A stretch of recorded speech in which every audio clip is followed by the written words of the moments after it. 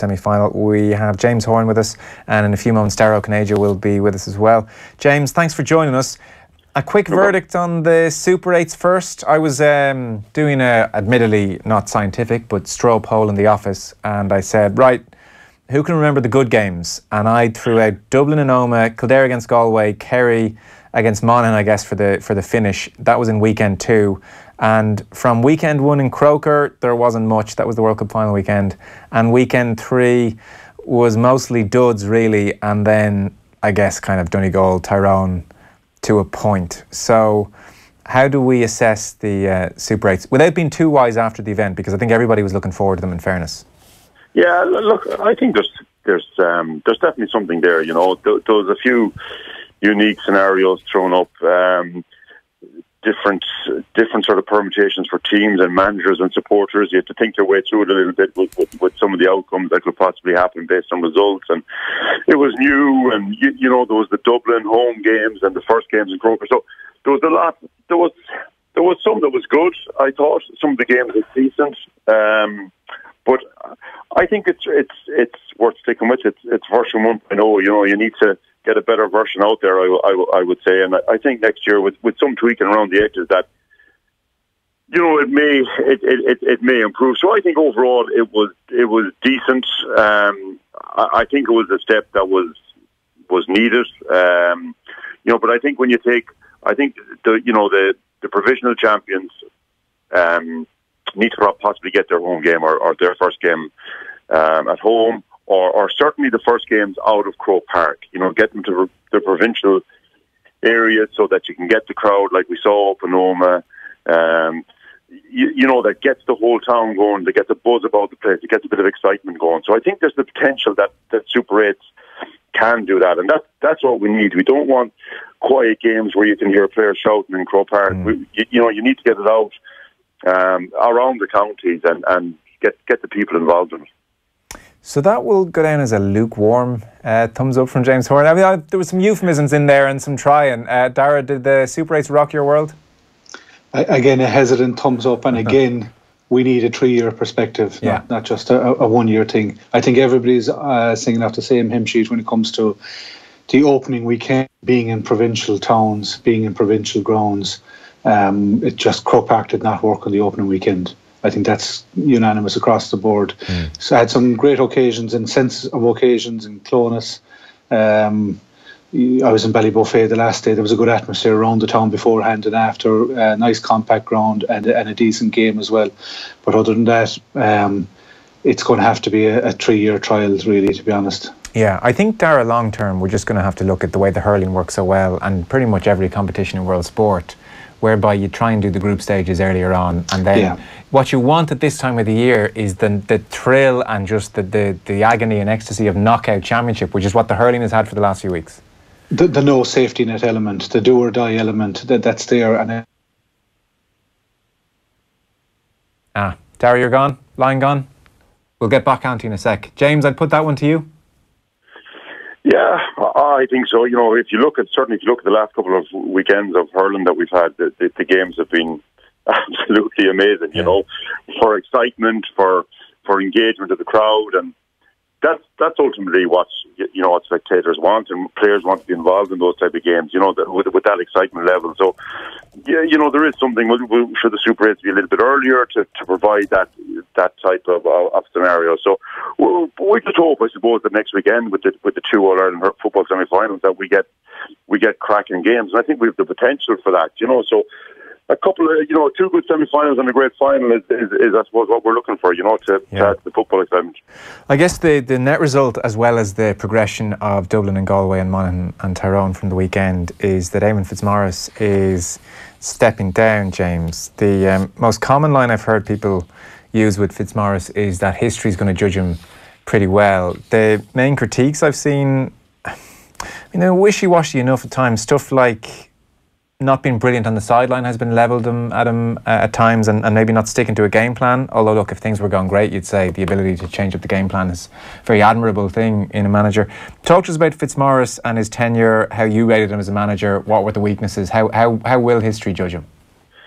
Yeah, I suppose firstly, I think Eamonn Fitzmorris, you know, he's a guy that's a manager.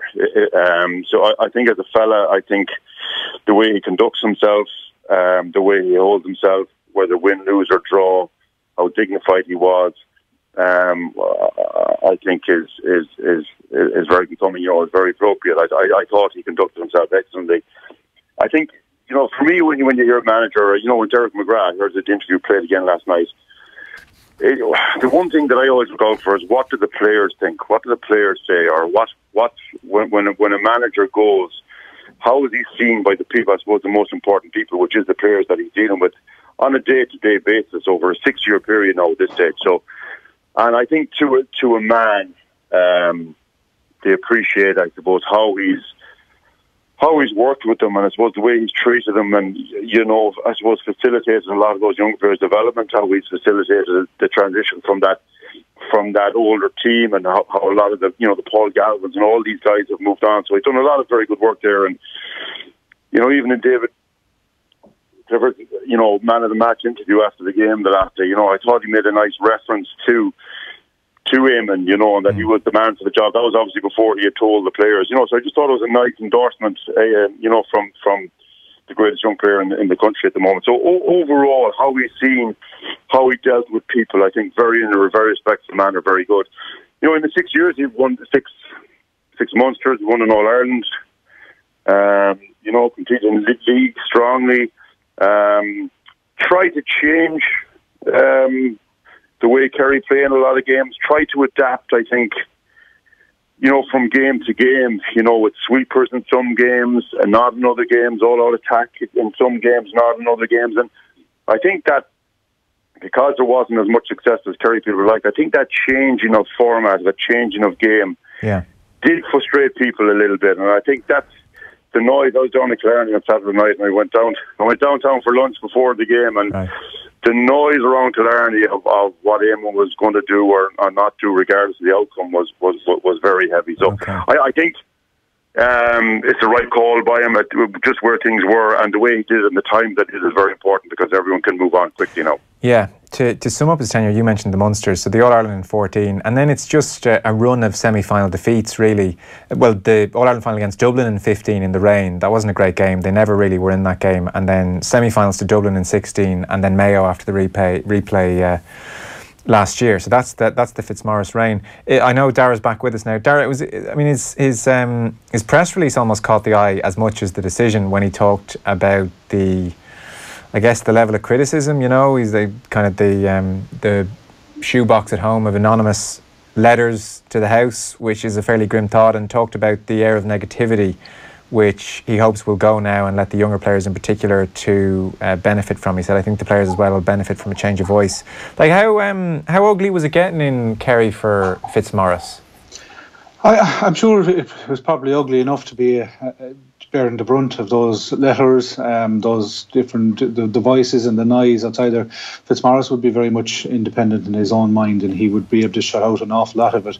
And I think as well as that, there was probably a realisation on his part that he had invested everything he possibly could in that 6-year period, and he's probably asking himself at various stages during the year, well, if I am to continue into 2019, what possibly can I do differently given the deck of cards that I have at my disposal? I think those questions would have been asked this time last year after losing to Mayo, and he probably felt he and his management team could deliver something extra, and they would have tried those things this year. They would have brought on David Clifford straight out of minors. There was pressure this time last year to put Sean O'Shea into the same bracket, to introduce him immediately out of minor into senior, and I think it was the right decision to hold him back and, you know, to develop him gradually, as happens with Kilkelly hurling and all that.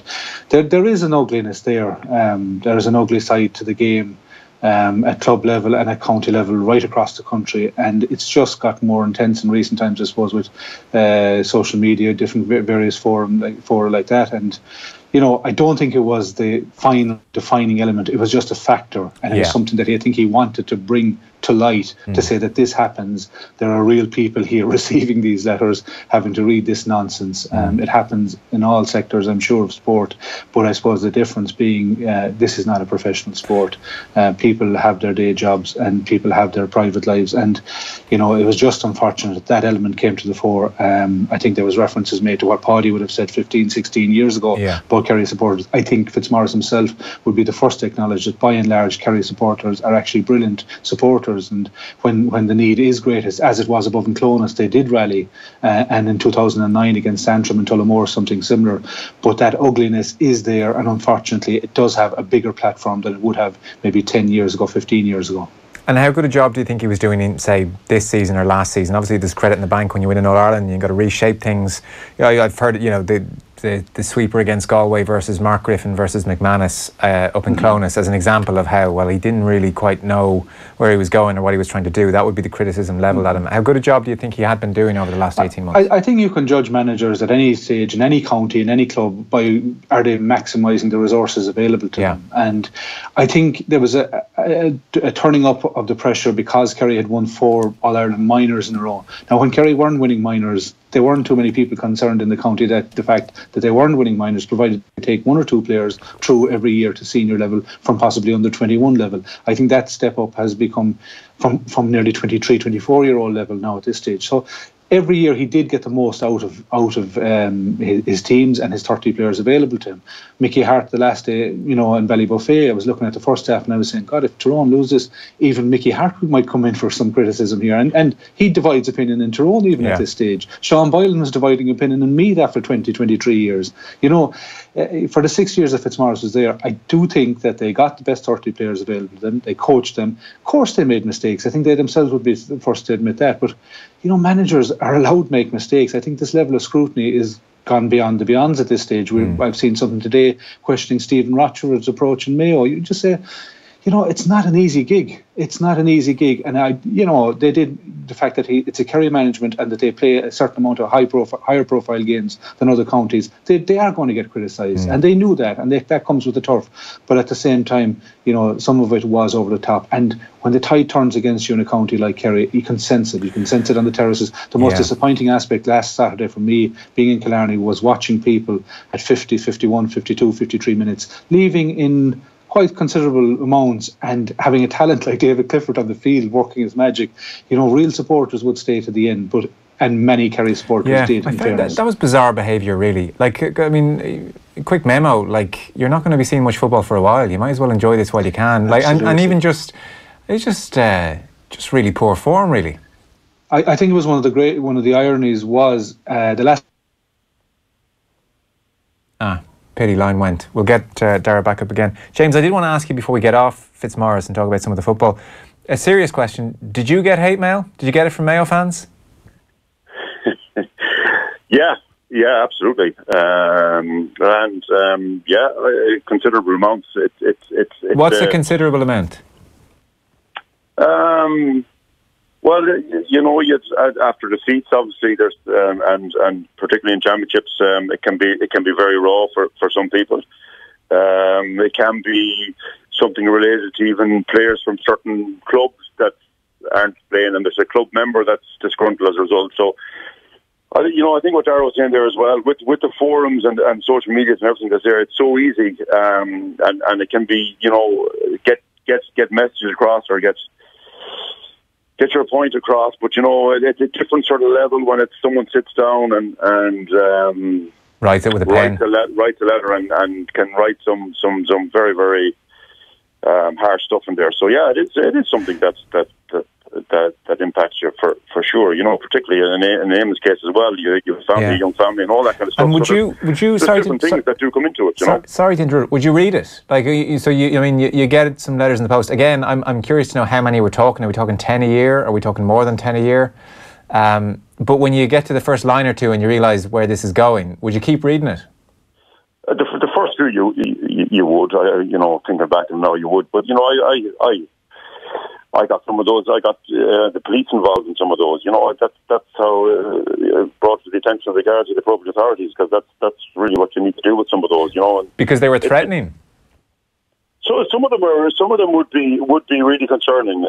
Without going into what they were, Joe, but some of them would be very concerning that you need to go to the appropriate authorities with it. Well, that is a grim thought, isn't it? Okay. I can tell you're not too keen to talk about it, so I might brush off past it. Is that all right? Okay. So the other story of the weekend, and I suppose Monaghan and the pitch invasion and going to Galway and putting in a really good performance. So we've got Monaghan Tyrone in the semi-final. How's this one shaping up, Dara? And hopefully your line endures here. Yeah, I suppose, look, Tyrone, and even speaking to their supporters after the game, the last they would fancy themselves in Croke Park against Monaghan. And there is, I suppose, a small bit of retribution in question as well from earlier on this year, in the history of different games shows that once you get a second chance and once you get your teeth into them, and especially Tyrone, once they get a sense of a team again. But I think it's probably underestimating Monaghan. I do think the venue, Croke Park, would probably suit Tyrone a bit more historically against Monaghan as well. You have to be impressed by the way Tyrone finished the last day. There is a sense that they're arriving at their best formation, whether by design or otherwise, and it was a difference between the teams the last day as well, what they were able to get from their bench in terms of just at critical times.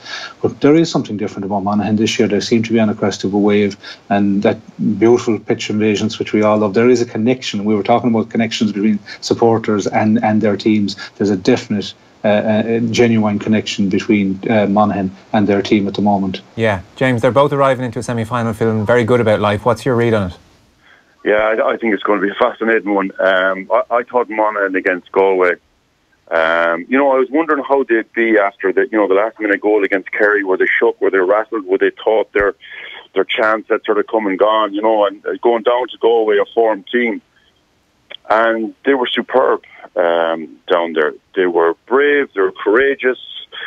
There was a real enthusiasm about how they played, very smart. They knew what Galway were trying to do, and I just thought they were really good and really embraced the challenge that was there for them, because they've had a few false stones when it's come to the latter stage of the championships.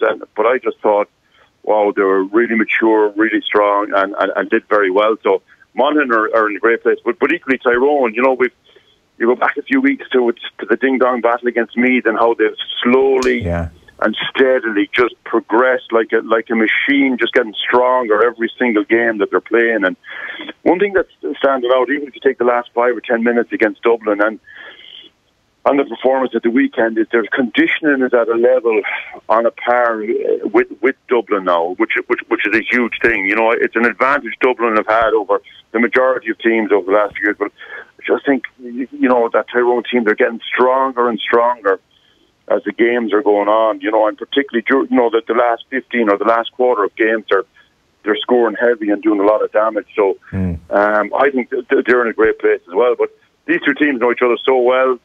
Up in Croker Road, semi-final, it's going to be a great battle, and one that's just so hard to call, really. Yeah, that's the general sense.